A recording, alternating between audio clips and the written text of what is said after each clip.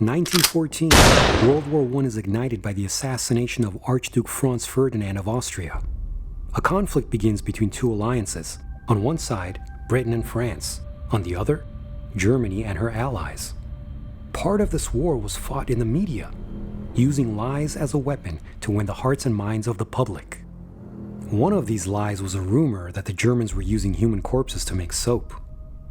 When UK publications such as The Times and the Daily Mail reported this in 1917, it had profound consequences that extended long after the end of the First World War.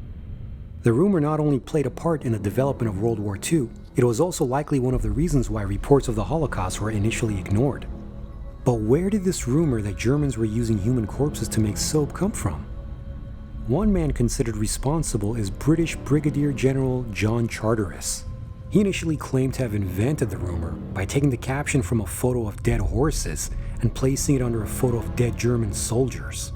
The new caption implied the men would be used for industrial product. He then sent it to a Chinese newspaper, and from there, a summary of the story ended up in publications in England, from where it entered the public consciousness. Charteris planned to take the scheme even further.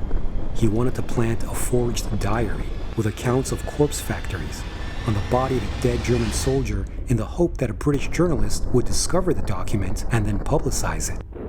Charteris never followed through with this scheme and even denied having started the original rumor. The story, however, took full form in April 1917 when two newspapers published similar articles. A Belgian newspaper published an eyewitness account of a factory where bodies were boiled down and repurposed as soap or explosives. It was rich in sinister detail. Another article in a German newspaper featured a journalist's account of passing by a factory where animal carcasses were sent. According to the journalist, the factory emitted an intense odor, which he believed to be quicklime, a chemical well known for decomposing human bodies. After various agencies picked up and spread these bizarre stories, many countries simply accepted them as the truth. Americans, who were suffering from a soap shortage themselves, could readily believe that the Germans would resort to such ghastly measures. In Eastern Europe, it also caused terror because of their belief in a folkloric boogeyman, some kind of devilish glue-human hybrid, which was used to terrify children.